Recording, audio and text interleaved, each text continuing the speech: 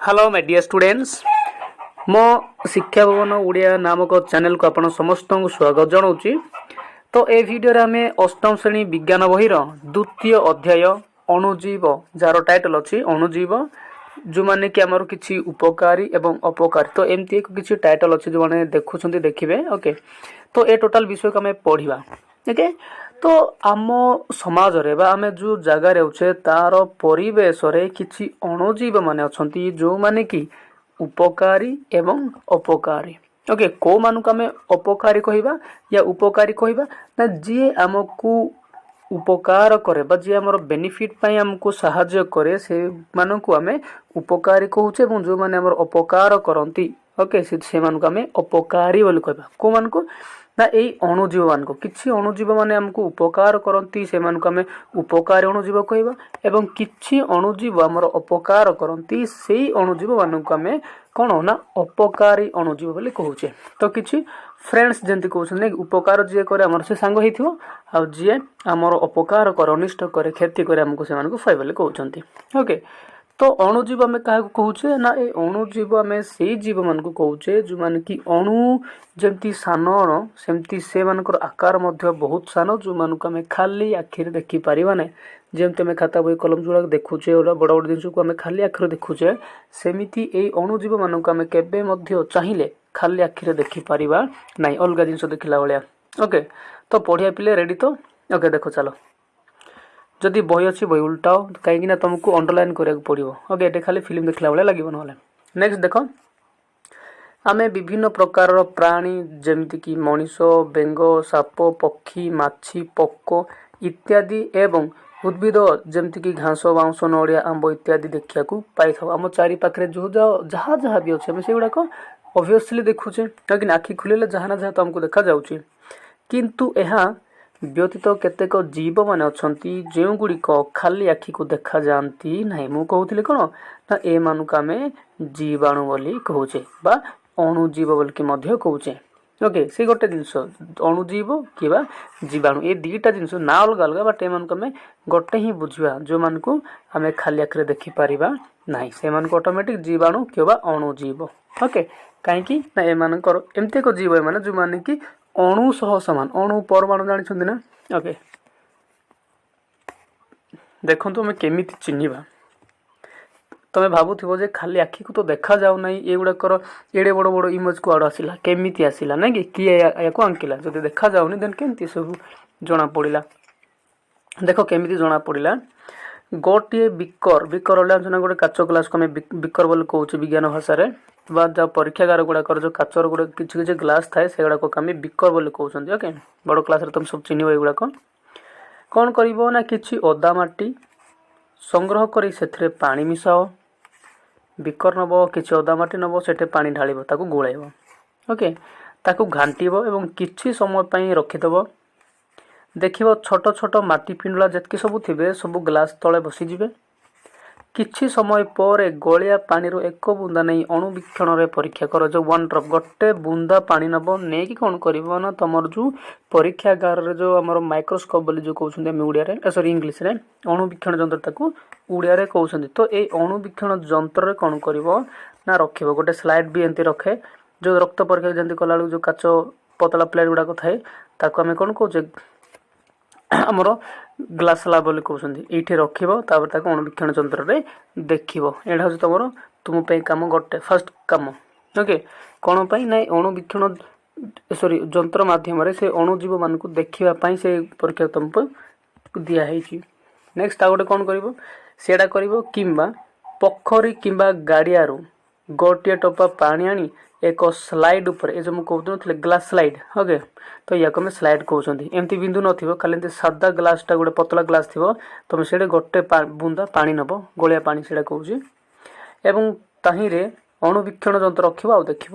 Okay, अनेक छोट छोट जीव घूरी बुलुथिबार देखि पारिबो खाली आखिरे तो देखा जीवनी से अणुवीक्षण यंत्र आवश्यक पड़े एवं से देखो जे किसी छोट छोट जीव मान अच्छा जो मैंने कि एणे तेणे बुलूथि यहाँ अणुवीक्षण यंत्र ये तुम पानी बुंदाई नहीं जो तुम माइक्रोस्कोप ये पकईकि देख ये कौन किसी जीव मैंने इे सियाड़े एमती बुलूथार तुम देखा पाइब।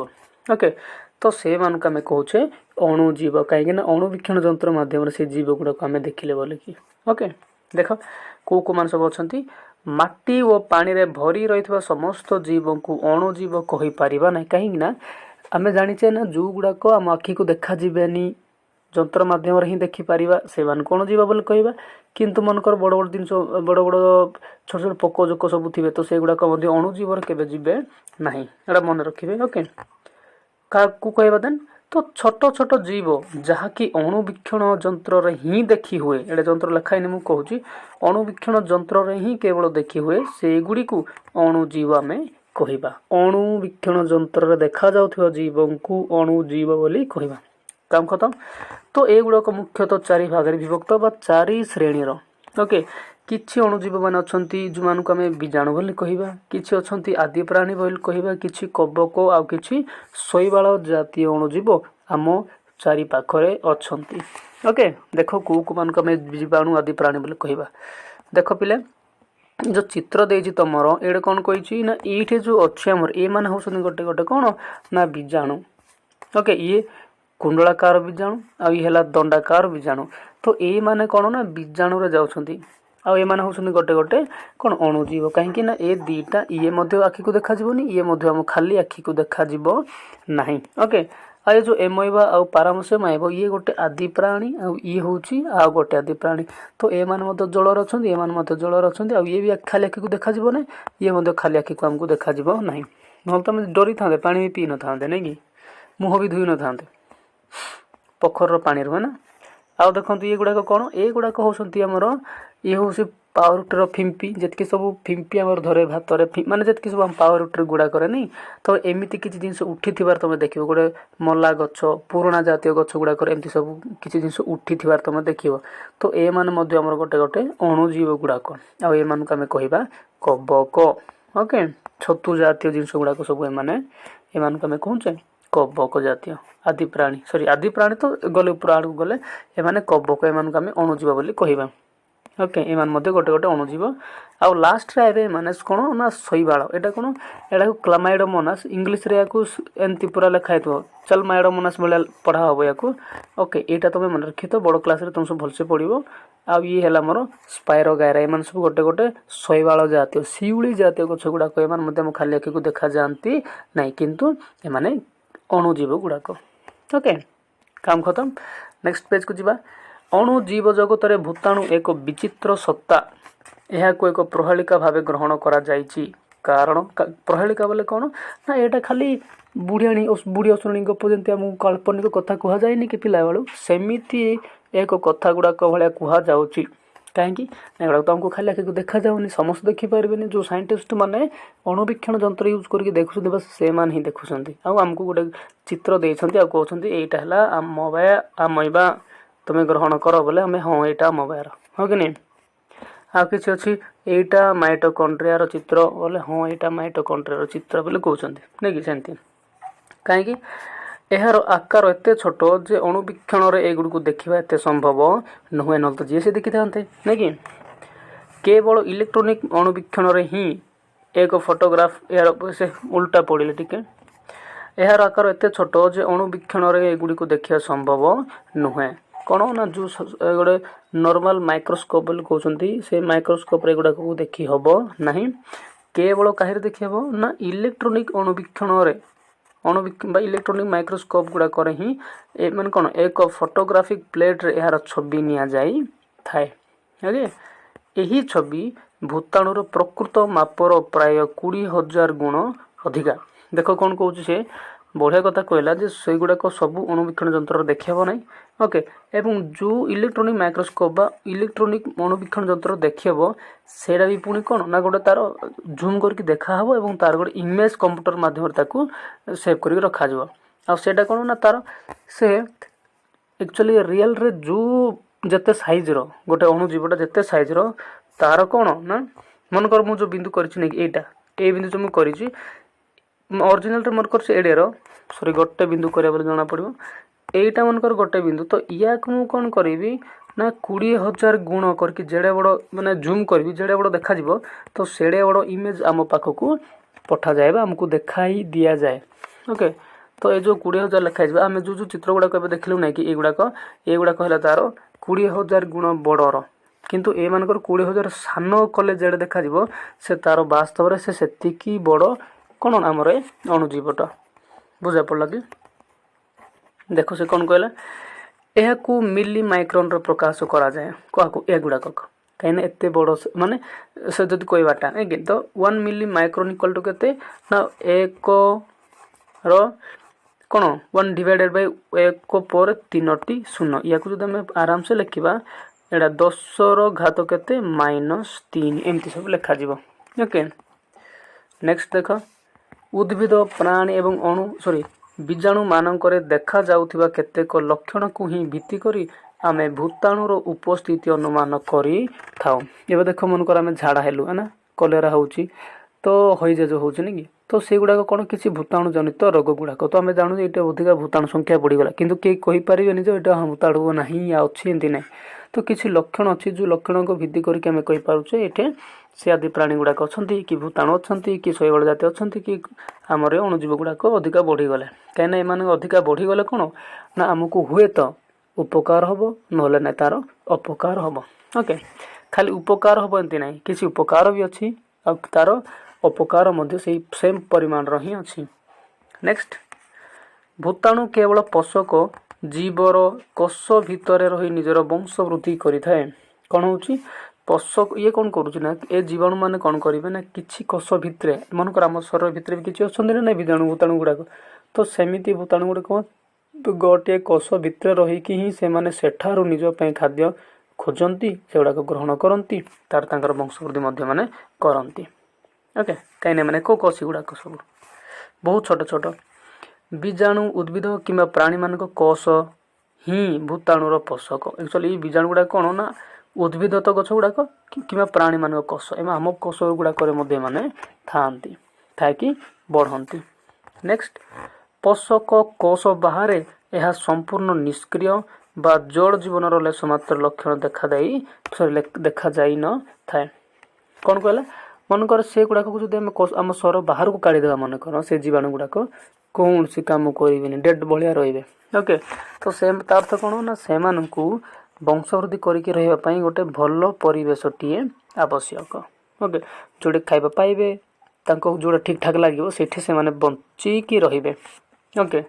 नेक्स्ट सर्दी इन्फ्लुएंजा बा फ्लू सर्टकट कहले तो भली साधारण रोग एवं पोलियो हाड़फुटी और मारात्मक रोग भूताणु जनित ये जो आम छिंकुचे है ना ये जो आम कोरोना या घर आसूला कौन आम सर्दी हेले आम छिंकिला कौन कहते मास्क बुड़ाओ कहीं आम छिंकरे तार भूताणु गुड़ाक कौन ना बुलूँ वायु मिसिकी जो नॉर्मल लोक शरीर जब आम नाक बाड़ देखिए फुसफुस को गले देन से कोरोना होबार संभावना थिला जो कहूला नहीं कि आमको तो सेड़ा से कह कथा ना जितकी सब रोग गुड़ाक कौन आम भूताणु जनित रोग गुड़ाक तुमको पचार क्यों क्यों रोग गुड़ाक भूताणु जनित रोग तो टोटाल एतकी जिनस गुड़ाक कहया पड़ो ओके। आदि प्राणी माने तरल झाड़ा बा आमाशय मलेरिया ज्वर एवं बीजाणु माने टाइफॉइड जखमा रोग कराई थांती देख ये माने भूताणु गुड़ाक एतकी रोग कराई थांती आदि प्राणी माने हमको तरल झाड़ा बा आमाशय कराई थांती हैं मलेरिया इसलिए आदि प्राणी मान द्वारा होउची आउ जीवाणु माने सॉरी बीजाणु माने कौन करती ना टाइफॉइड जखमा ये सब आमको भोगिया पड़े ए मान जुगुरु ओके। एटा बहुत इंपोर्टेंट एटा मन रख एटा ओके। देख ए अणुजीव मानकर प्राप्ति स्थान आम एगुड़ाक कौटी कौटी पाई थाओ कौटी पाई थाओ से जो पानी नहीं कि टेस्ट कले तार सब पानी रे है ना माटी रे पानी रे सब था गुलिया पानी गुड़ाक माने जो जोड़े पानी से अणुजीव मान को आम पाइबा ठीक से देख सजीव मानक मध्य अणुजीव सबुठारु सरल एवं क्षुद्र जेतकी सब जीव माने जीवित अछंती से मानक मध्यरु ए अणुजीव माने सबुठारु सान ओके। जीवाणु केतेक शैवाल ईस्ट भली कवक एवं आदि प्राणी माने एक कोशी पिले तुम जानिथिबो जे जो प्राणीर कोष जो प्राणीर शरीर गोटे मात्र कोष रे तैयारी गोटे मात्र कोष ओके। आमे तो बहु कोशी आमर कोष बहुत अच्छा नाक कान हाथ गोड़ एगुड़ाक अंग गुड़ाक किंतु ए अंग गुड़ाक बहुत टीस्यू को नहीं टीस्यू गुड़ाक बहुत कोष को नहीं तैयारी है ना। तो ମୁଁ କହିବା କଥା ଯେ ଯେଉଁ ପ୍ରାଣୀ ଗୋଟିଏ ମାତ୍ର କୋଷରେ ଗଢ଼ା ତାକୁ ଆମେ ଏକକୋଷୀ କହୁଛେ। ପରୀକ୍ଷାରେ ଯଦି ପଡ଼ିବ କେଉଁମାନଙ୍କୁ ଆମେ ଏକକୋଷୀ କହିବା ତ ଲେଖିବ ଏଇଟା। ଓକେ, ଏମାନେ ହେଉଛନ୍ତି ଗୋଟେ ଗୋଟେ ଏକକୋଷୀ ଗୁଡ଼ାକ।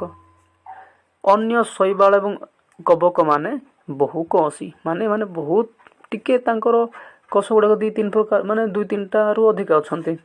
ଓକେ, ଏଗୁଡ଼ିକ ପ୍ରାୟତଃ ସବୁ ସ୍ଥାନରେ ଯେମିତିକି ମାଟି, ପାଣି, ପବନ, ମେରୁ ଅଞ୍ଚଳ, ଉଷ୍ଣ ପ୍ରଶ୍ନ ବଣ, ପୃଥିବୀରେ ଦେଖିବାକୁ ମିଳନ୍ତି। ତା ଅର୍ଥ ତୁମେ ଯୁଆଡ଼େ ଯିବ ପାଇବ ହିଁ ପାଇବ। ଏମିତି କେଉଁ ଏରିଆ ନାହିଁ ଯେଉଁଠିକି ଆମର ଆଦି ପ୍ରାଣୀ ବା ଆମର ଯେଉଁ ଅଣୁଜୀବ ଗୁଡ଼ାକ ନାହାନ୍ତି।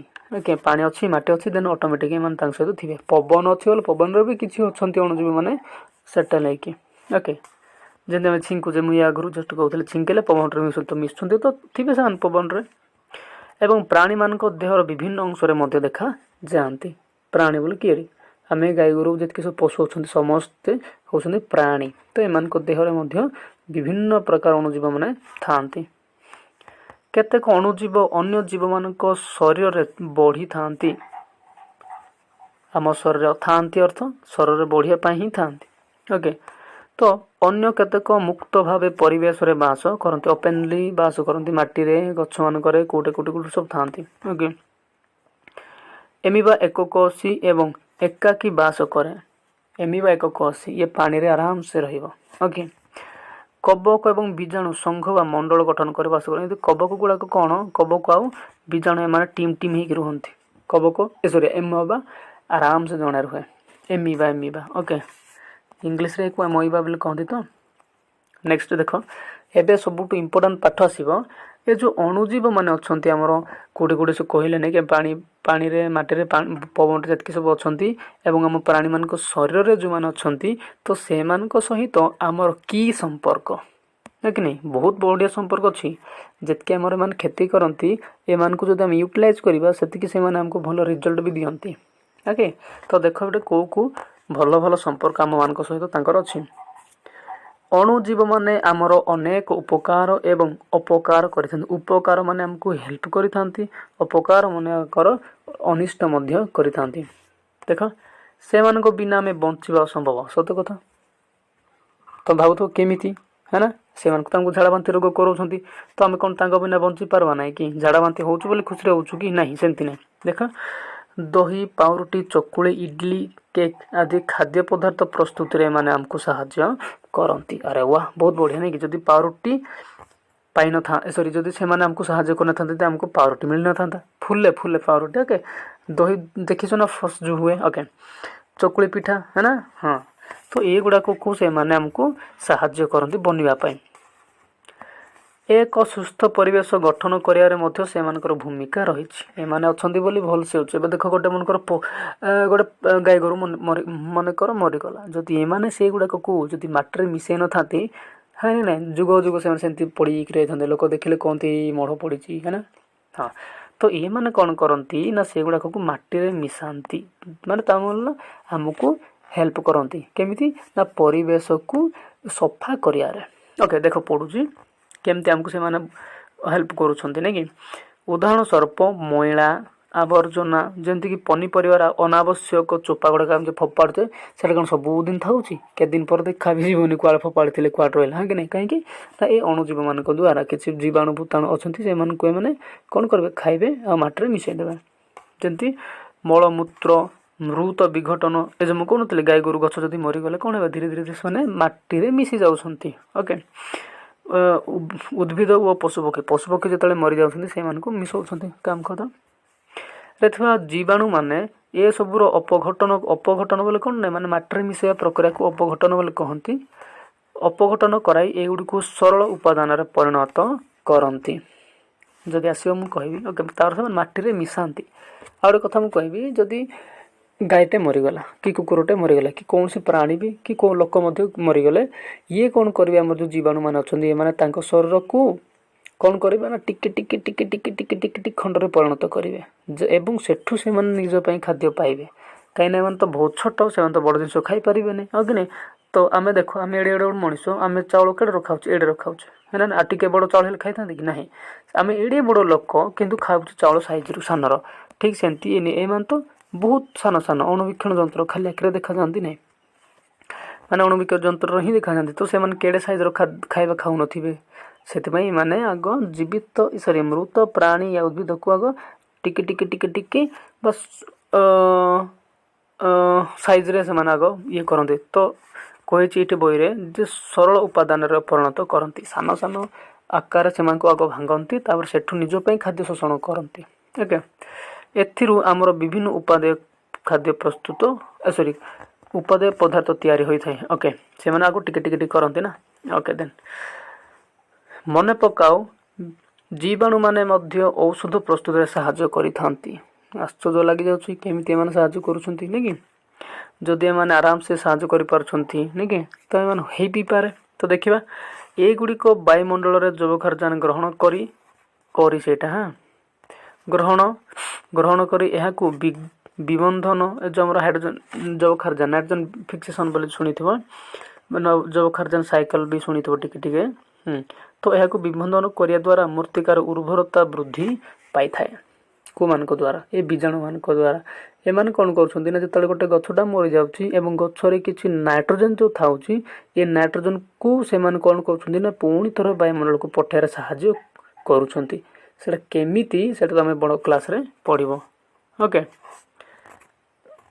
ତ ଦେଖ ଦହି ଏବଂ ପାଉରୁଟି ପ୍ରସ୍ତୁତିରେ ସେମାନେ ଆମକୁ କେମିତି ସାହାଯ୍ୟ କରୁଛନ୍ତି। ବୀଜାଣୁମାନଙ୍କ ଦ୍ୱାରା କ୍ଷୀରରୁ ଦହି ପ୍ରସ୍ତୁତ ହେଇପାରେ ଭାଇ। କ୍ଷୀରରେ ଅଳ୍ପ ଦହି ମିଶାଇ ରଖିଦେଲେ ପରଦିନ ଏହା ଦହିରେ ପରିଣତ ହୋଇଥାଏ। କ'ଣ ହେଉଛି, ଯଦି ସେ କହୁଛି କ୍ଷୀରରେ ଯଦି ଅଳ୍ପ ଦହି ମିଶାଇକି ରଖାଯିବ, ତା ଦିନ ସିଏ ଦହି ରେଡ଼ି। ଓକେ, ଆଚ୍ଛା ଟିକେ ସେଠି ଦେଖ କ'ଣ କହୁଛି। ଦହିରେ ବିଭିନ୍ନ ଅଣୁଜୀବ ଥାନ୍ତି। ଓକେ, କ୍ଷୀରକୁ ଦହିରେ ପରିଣତ କରିବାରେ ଲାକ୍ଟୋବାସିଲସ୍ ନାମକ ଏକ ବୀଜାଣୁ ସାହାଯ୍ୟ କରିଥାଏ। କେଉଁ ବୀଜାଣୁ? ନାହିଁ, ଲାକ୍ଟୋବାସିଲସ୍। ଓକେ, ଇଏ କ'ଣ କରିବ ନା କ୍ଷୀରକୁ ଦହିରେ ପରିଣତ ହେବାରେ ସାହାଯ୍ୟ କରିବ। ଏଇଟା ବହୁତ ବଡ଼ କ୍ଲାସ୍ ପର୍ଯ୍ୟନ୍ତ ମନେ ରଖିବାକୁ ପଡ଼ିବ ତୁମକୁ। ଓକେ, ବଞ୍ଚିଥିଲା ଯାଏ ମନେ ରଖିବାକୁ ପଡ଼ିବ। ଛେନା, ଆଚାର ଏବଂ ଅନ୍ୟାନ୍ୟ ଖାଦ୍ୟ ସାମଗ୍ରୀ ପ୍ରସ୍ତୁତିରେ ମଧ୍ୟ ବୀଜାଣୁମାନେ ଆମକୁ ସାହାଯ୍ୟ କରନ୍ତି। କେତେ ବଢ଼ିଆ କଥା ନାଇଁ କି। ଯଦି ଏମାନେ ସାହାଯ୍ୟ ନ କରନ୍ତେ କ'ଣ ଆମେ କିଛି ଜିନିଷ କରିପାରନ୍ତେ ନାହିଁ। ଶତ୍ରୁମାନେ ବି କିଛି ଅଛନ୍ତି ଯେଉଁମାନେ କି ଆମକୁ ଇନଡାଇରେକ୍ଟଲି ନାଇଁ କି ପରୋକ୍ଷ ଭାବରେ ଆମର ବହୁତ ସାହାଯ୍ୟ କରନ୍ତି। ଖାଲି ସେଗୁଡ଼ାକୁ ଆମେ ଚିହ୍ନିବା ଦରକାର ନାଇଁ କି। ନେକ୍ସଟ, ଓକେ, ଏଇଟା ଗୋଟେ କହିଲା ତୁମ ପାଇଁ କାମ। କ'ଣ ପାଇଁ କହିଲା ଦେଖ। ଏକ କପ୍ ମଇଦାରେ କିଛି ଚିନି ପକାଅ। ଗୋଟେ କପ୍ ନେବ, ମଇଦା ବି ନେବ ଏବଂ କିଛି ଚିନି ପକାଇବ। ଓକେ, ଏଥିରେ ଆବଶ୍ୟକ ପରିମାଣର ଗରମ ପାଣି ଏବଂ ଅଳ୍ପ ଇଷ୍ଟ ପାଉଡ଼ର ଗଳାଇ ହାତରେ ଦଳି ରଖିଦିଅ। ଏ ଯେଉଁ ଆମର ବେକିଂ ସୋଡ଼ା ଅଛି ନାଇଁ କି, ଯେଉଁ ପକୁଡ଼ି ପକାଇଲା ବେଳକୁ ଯେଉଁ ୟୁଜ୍ ହୁଏ ଯେଉଁ ଗୁଣ୍ଡଟା, ସେଇଟା ମଧ୍ୟ ପକାଇବା ପାଇଁ ସେ କହିଛି। ଏବଂ ହାତରେ ଦଳି ରଖିଦିଅ। ହାତରେ ତାକୁ ପେଷ୍ଟ ଗୁଣ୍ଡ କରିବ ଆଉ ରଖିଦେବ। 2 ଘଣ୍ଟା ପରେ ଦଳା ହୋଇଥିବା ମଇଦା ଫୁଲିଯିବ ଏବଂ ନରମ ମଧ୍ୟ ହୋଇଯିବ। ଓକେ, ଫୁଲିଯିବ କାହିଁକି ନା ଏଇ ଇଷ୍ଟ ପାଉଡ଼ର ପାଇଁ ବୋଲି ସେ ଫୁଲିଯିବ। ଏହାର କାରଣ ଇଷ୍ଟ କୋଷଗୁଡ଼ିକ ଚିନି ବା ଶର୍କରାରେ ଦ୍ରୁତ ଗତିରେ ବଢ଼ନ୍ତି ଏବଂ ଶ୍ୱାସକ୍ରିୟା ଜରିଆରେ ମଇଦା ଭିତରେ ଅଙ୍ଗାରକାମ୍ଳ ଛାଡ଼ି ଦିଅନ୍ତି। ଯେଉଁ ଆମେ ନେଇଥିଲେ କ'ଣ ନା ଗୋଟେ କପ୍ ନେଇଥିଲେ, କିଛି ମଇଦା ଗୁଣ୍ଡ ନେଇଥିଲେ ଏବଂ ଯେଉଁ ଚିନି ପକାଇଲେ ଏବଂ କିଛି ଇଷ୍ଟ ପାଉଡ଼ର ପକାଇଲେ, କିଛି ଗୁଣ୍ଡଟା ପକାଇଲେ। ତ ଇଷ୍ଟ ଗୁଣ୍ଡ ଦ୍ୱାରା କ'ଣ ନା ଇଷ୍ଟ ଜୀବାଣୁମାନେ କ'ଣ କଲେ ନା ଏ ମଇଦାମାନଙ୍କ ମାନେ ସେମାନେ ସେ କହିବା କଥା ଚିନି ଏବଂ ଶର୍କରା, ଯେଉଁ ଚିନି ପକାଇଲେ ଶର୍କରା ଅଛି ନାହିଁ ଚିନିରେ, ତ ଏଇଠି ମାନେ ନିଜର ବଂଶକୁ ସାଙ୍ଗେ ସାଙ୍ଗେ ବଢ଼ାଇବେ। କାହିଁକିନା ଏମାନେ ସେଠି ବହୁତ ଭଲସେ ବଢ଼ନ୍ତି, ତାଙ୍କର ଶ୍ୱାସକ୍ରିୟା ମଧ୍ୟ ଭଲ ହୁଏ ଏବଂ କ'ଣ କରନ୍ତି ଏ ଯେଉଁ ପାଉଡ଼ର ତଳେ ଅଙ୍ଗାରକାମ୍ଳ ସେମାନେ ଛାଡ଼ିବେ। ଆମେ ଯେମିତି ଅଙ୍ଗାରକାମ୍ଳ ଛାଡ଼ୁଛୁ ଅମ୍ଳଜାନ ନେଲା ପରେ, ସେମାନେ ତ ଅଙ୍ଗାରକାମ୍ଳ ଛାଡ଼ିବେ। ଛାଡ଼ିଲେ କ'ଣ ହେଉଛି ନା ଆମର ସେ ମଇଦା ଯେଉଁ ଥିବ ନାଇଁ କି ସେ ଫୁଲିଯିବ। କାହିଁକିନା ଭିତରେ ପବନ ପଶିବ ତ ସେ ଫୁଲିଯିବ।